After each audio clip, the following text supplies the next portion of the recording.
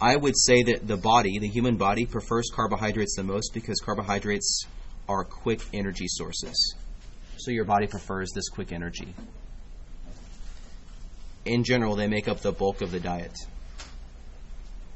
Average person, I would say 60%, 70% of the diet. Your lipids are a long-term energy storage. They're worth about twice as much energy per pound as a carbohydrate. So in other words, you can get a lot of fuel out of a 1 pound of lipid, twice as much out of a lipid than is 1 pound of carb.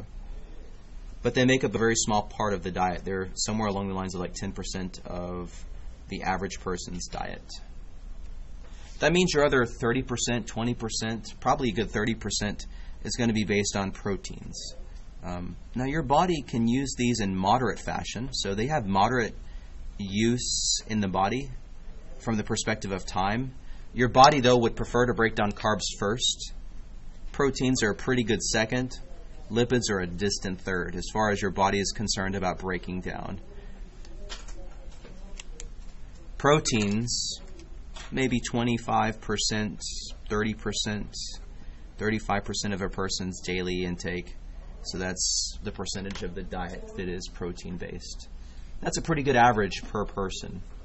And I like the idea of the food source that you use the quickest is what you like the most of. Your body prefers carbohydrates just naturally. But what would happen if you decided that you didn't want to eat these two at all? Like, let's say that you decided that you were going to eat a box of fat-free cookies. Well, then that's what you're eating. Or maybe you just decide that little bag of granulated sugar is just what you're going to eat. Which is awkward to say, but let's just say you're going there. If you've eaten cotton candy, that's essentially what you're doing. Now, if you live off of cotton candy or fat-free cookies, could you put on fat? Could you gain fat from that? So the question would be is, how can you gain lipid in the body, but yet you didn't ingest lipid? What this would have to mean is that you're converting between all of these groups.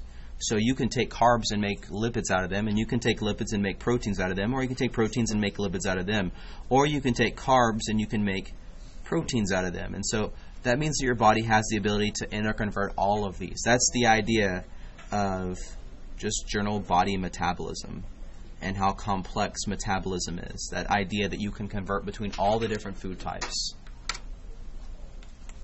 But before we get into the large-scale details, let's get back to some basics.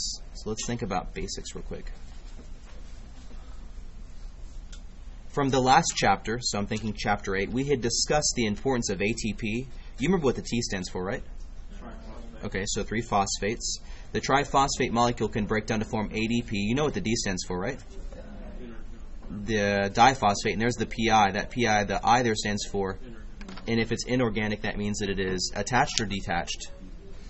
Detached. So inorganic phosphates are detached.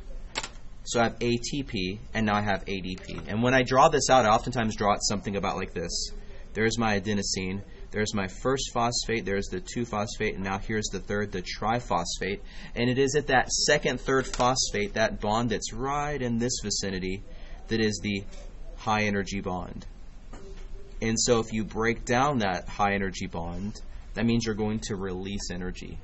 And so a product of this breakdown is going to have to be energy. So when you burn ATP, you're producing energy. And that is a true product of breaking down ATP. Now that energy that's released is what allows you to think, do things like cell division, hopefully controlled cell division. It allows you to move your muscles. Allows you to do a lot of things that your body would not naturally do. So having ATP so that you can break it down is important. But we already knew that coming into this class because we said that ATP was, and I'll quote this, the energy currency of the cell.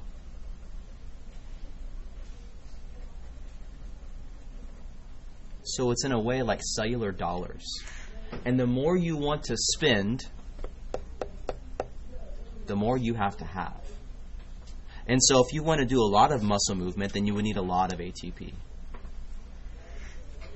Do you suspect this reaction here as I've drawn it out? Do you feel like this delta G should be positive or negative? There is energy released, so what do you think? It should be negative, which means energy is emitted by this process. It's produced. Do you feel like this would therefore be a spontaneous or not spontaneous process? So if it's spontaneous, that means that energy is emitted, so that's the natural order of this process. Is this more catabolic or anabolic? Are you building up or breaking down here? Seems like I broke down. I went from being a 3-phosphate to a 2-phosphate entity. And so this would be a catabolic process that results in the emission of energy.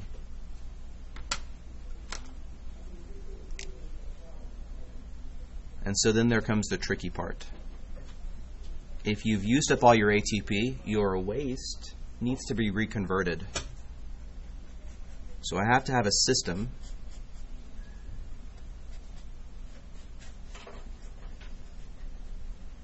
that can reform ATP.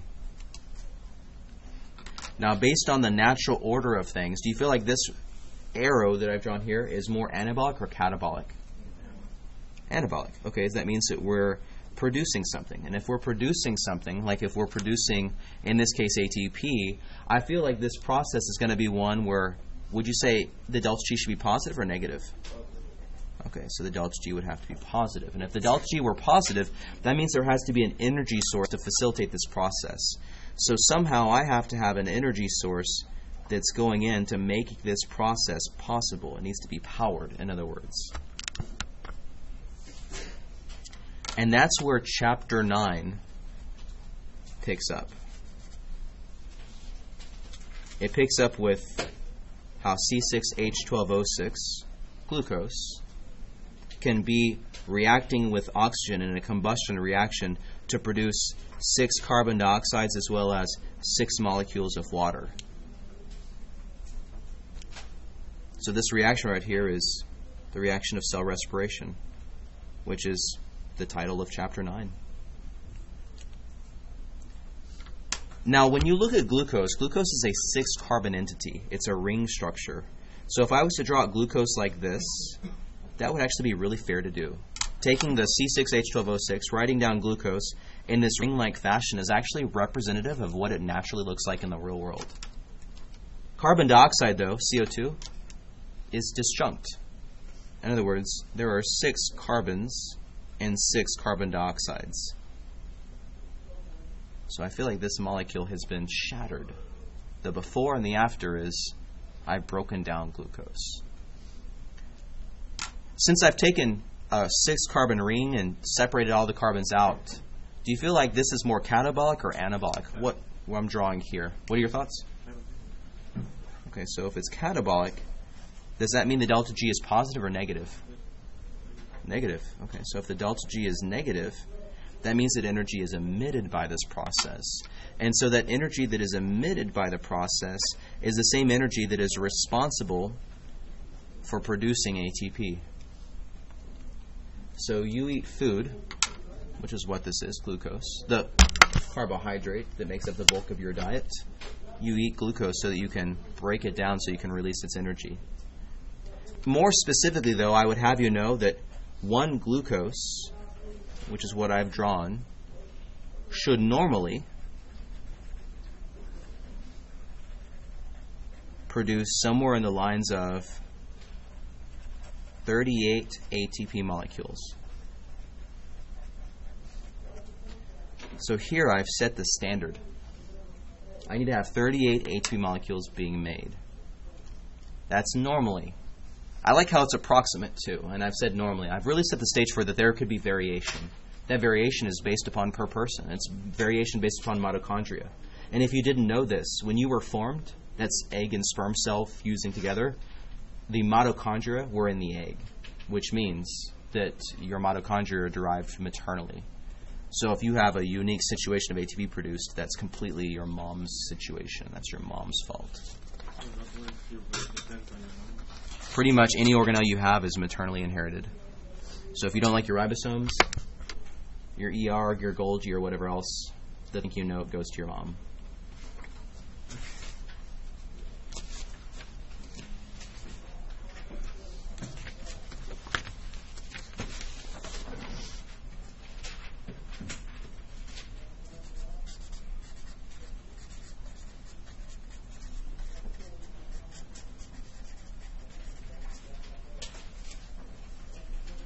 Okay, so let's talk about the nature of energy, planet Earth style.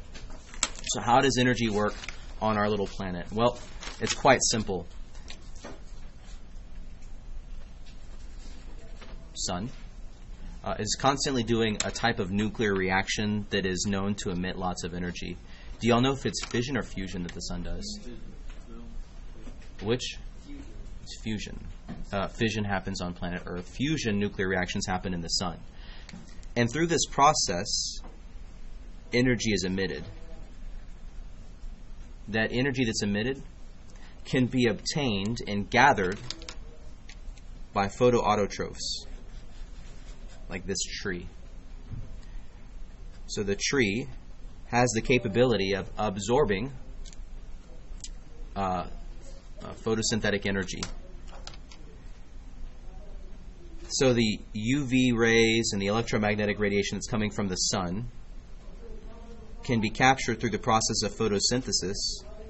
And what photosynthesis does is it takes that energy from the sun and it allows the building of glucose. So a product of photosynthesis is the sugar glucose, or some other similar sugar.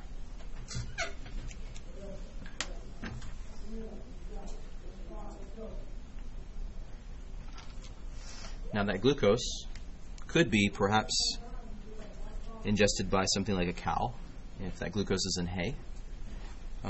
Could be the glucose is ingested by a human. Could be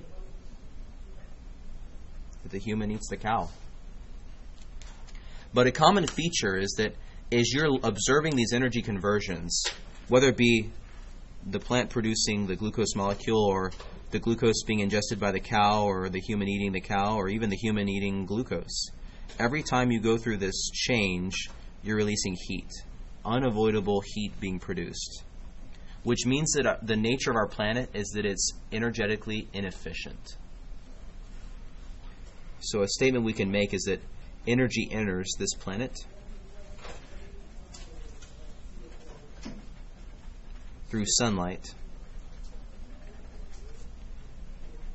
but it exits, the energy that is, as heat. Unavoidable heat production.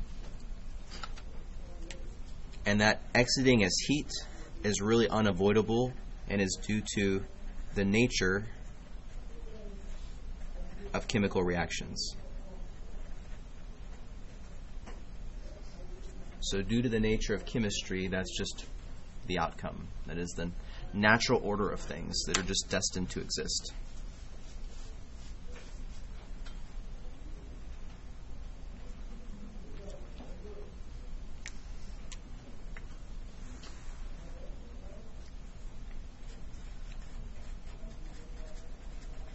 So it's realistically photosynthesis that really brought energy onto this planet. Now, when you look at the reaction of photosynthesis, it's one that requires carbon dioxide, water, and ultimately produces glucose as well as oxygen.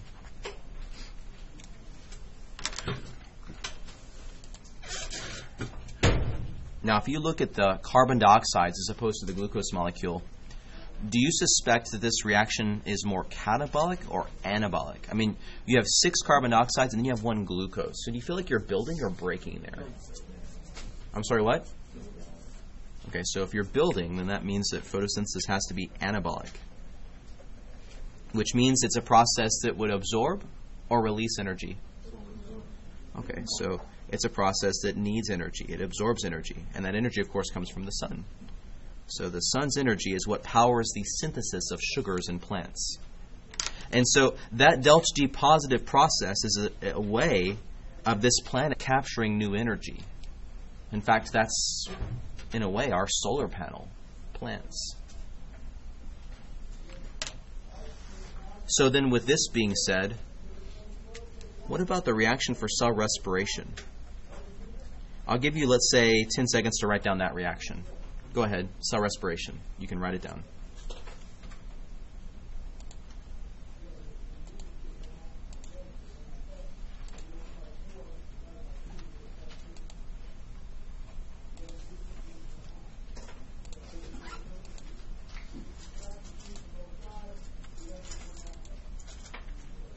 Did you write down C6H12O6 plus, is it CO2, H2, or O2?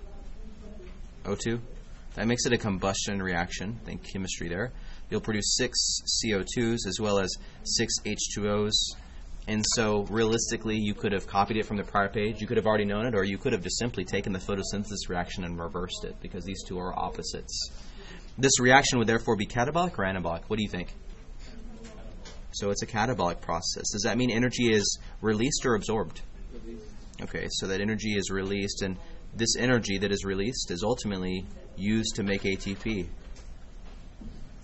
But now we can be quantitative with this number of ATP produced. So what was the number I said from before normally for a human? Something like 38 ATPs, normal human, 38 ATPs. Average case, 38 ATPs.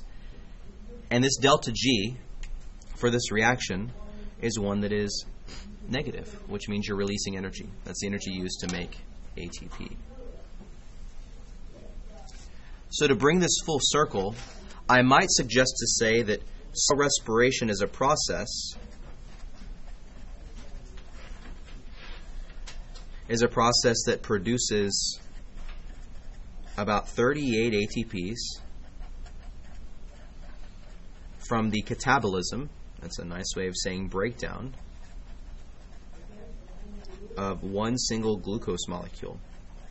So one glucose breakdown results in producing 38 ATPs. But that is as long as oxygen is present. Because as you could see, oxygen is a reactant. The process can work for a little while without oxygen, but the reality is that oxygen is going to ultimately need to be present. But it is important to realize that it can go on for a little while without oxygen. In fact, I could be specific in suggesting that without oxygen,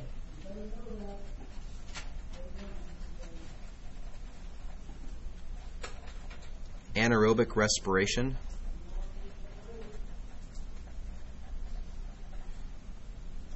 and possibly fermentation, if it occurs,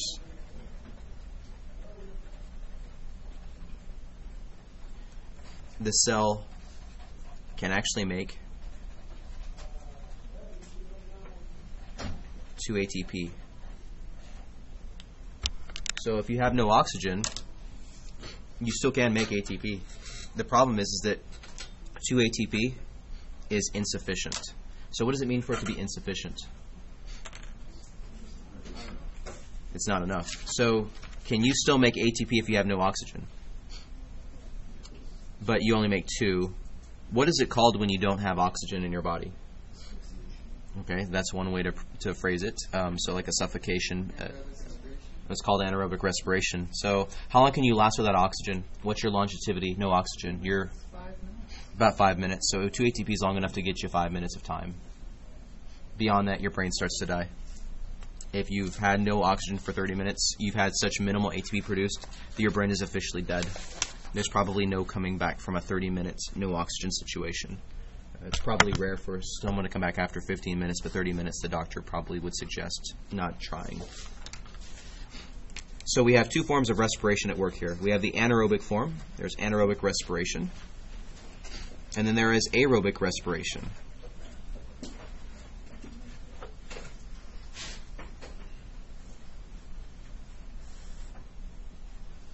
And so probably right away you're suspecting that these two are opposites, but I would contend that they're actually more similar than you might think.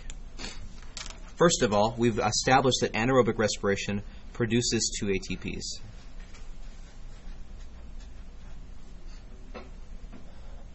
Aerobic respiration, though, produces 38 ATP molecules.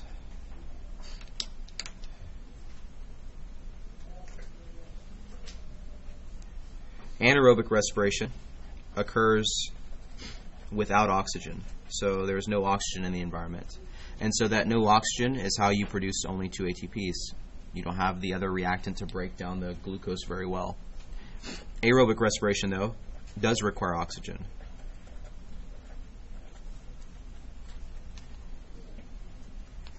All creatures are doing anaerobic respiration, as opposed to only creatures with mitochondria can do aerobic respiration.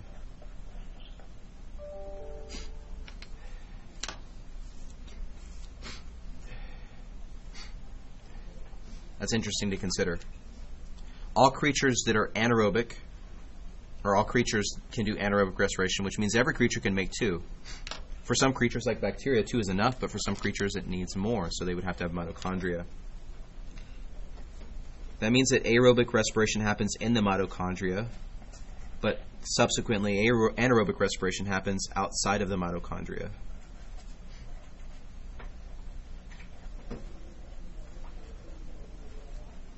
So there are opposites there. However, anaerobic respiration must occur before aerobic respiration.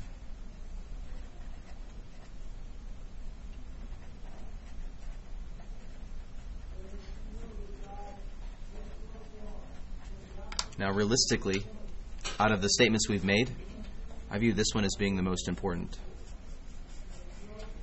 You have to have anaerobic respiration before you have aerobic respiration. So to put that in picture format, here's what I mean. Glucose, that's your starting reactant.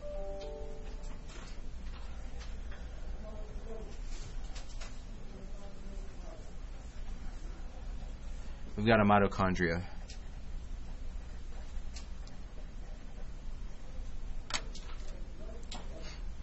This glucose is going to be broken down to some product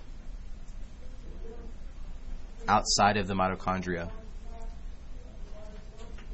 in an anaerobic environment.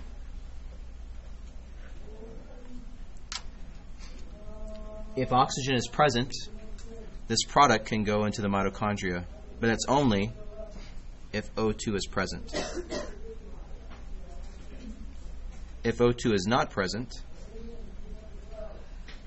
the process of fermentation results. If you're a human, that fermentation product is lactic acid.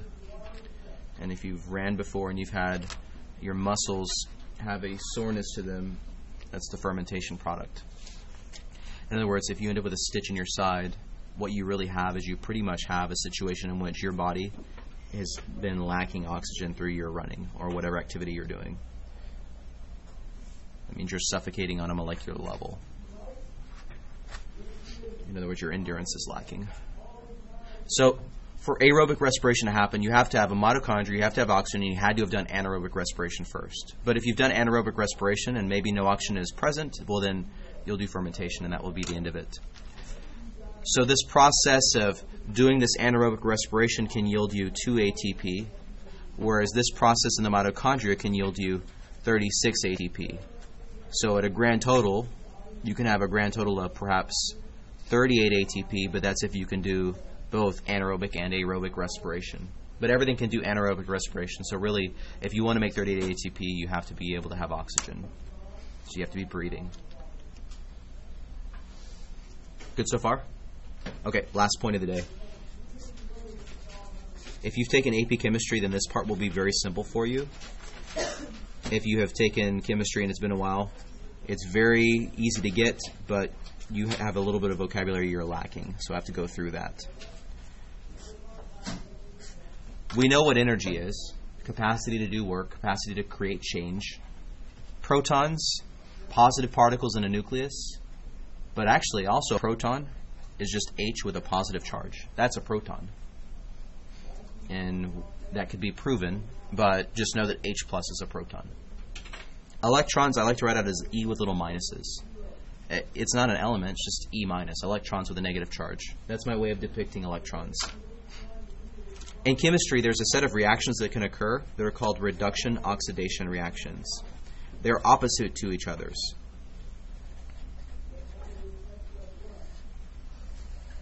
But they occur concurrently.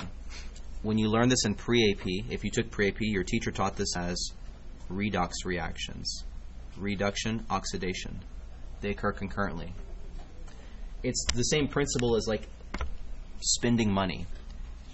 When you spend dollars, you lose dollars, but subsequently some entity or organization is gaining dollars. When you're doing reduction, it's a process that results in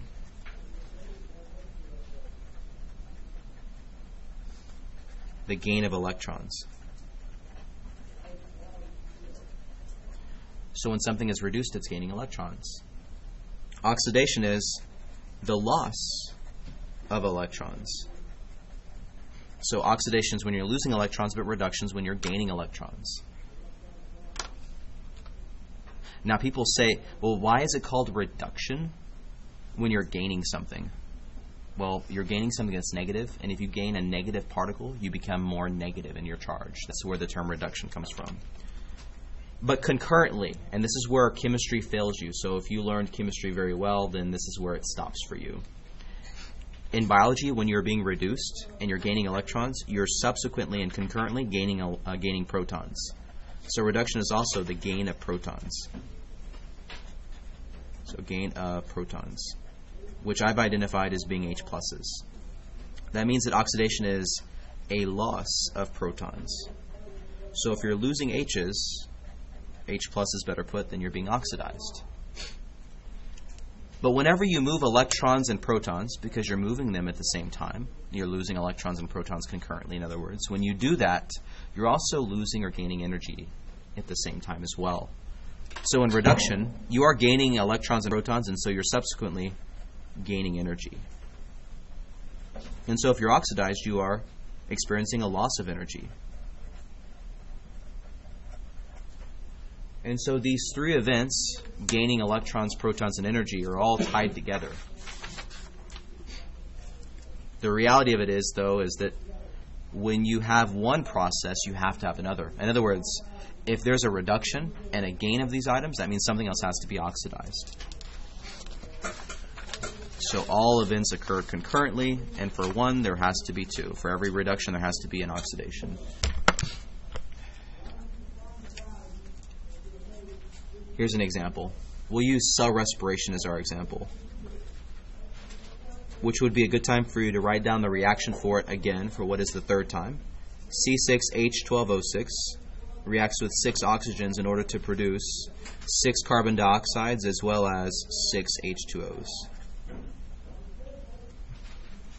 This is assuming aerobic respiration, which means you can produce about 38 ATPs from the process.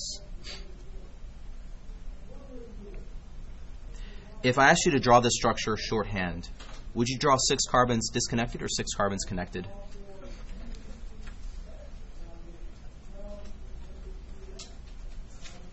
And there would be 6 carbon dioxides all disconnected over here.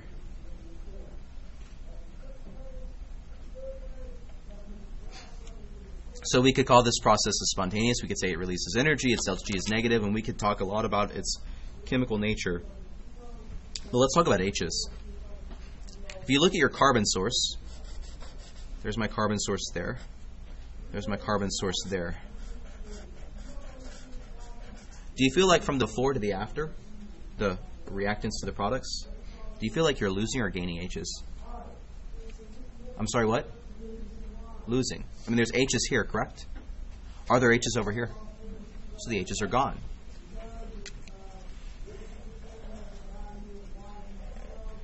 So do you feel like you're maybe being oxidized or reduced in this case? Do you think this is an oxidation or reduction? I mean, you've already said that you're losing H's, so which would it be? Okay, so this is an oxidation. So I'm going to write down the word oxidation, which we saw on the previous page of notes. That means that you're losing H's. So you're losing protons. What else are you losing? You're losing electrons, right? But I would also contend that you're losing what else? I'm sorry, what? Okay, so that's why this process of cell respiration is actually energy releasing, because it's one that is a oxidation process. So to put this in a sentence, I would say that in respiration,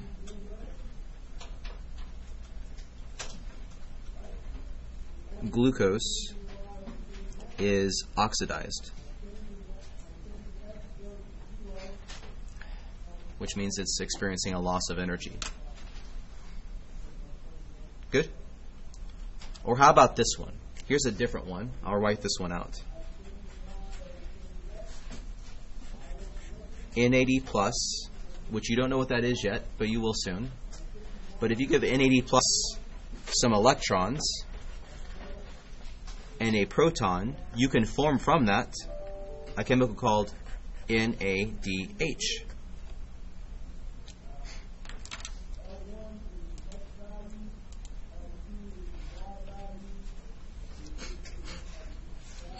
So in this case, do we feel like this process is a reduction or oxidation?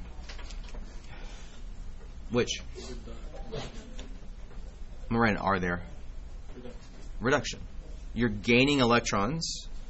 You're gaining H's, so what else are you gaining? So it's not really drawn in there, but you're kind of in a way doing an arrow with energy into the system. That would therefore mean that your NAD plus has less energy. And its product, NADH, has more energy. NAD plus stands for nicotine adenine dinucleotide. In biology, it is an electron carrier because it carries electrons. But I would contend that when you carry electrons, you're also an energy carrier.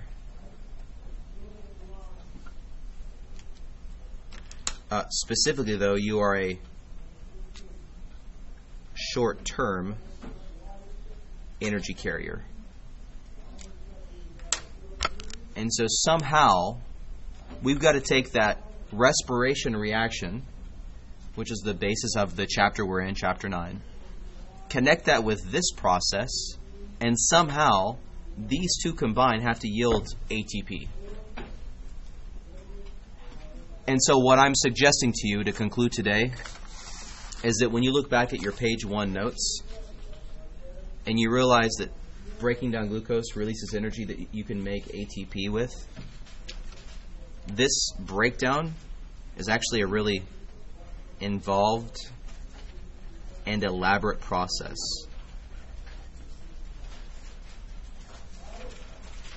To extract your energy. And that involved and elaborate process involves making NADH, breaking it down. All you've learned today is really the foundation. I've chiseled off the bricks for you. That's really what we've done. Tomorrow, we begin to assemble the wall. Good? Seeing all the pieces collectively work together. If you have questions, let me know. And if there's something that I can do to help you with preparing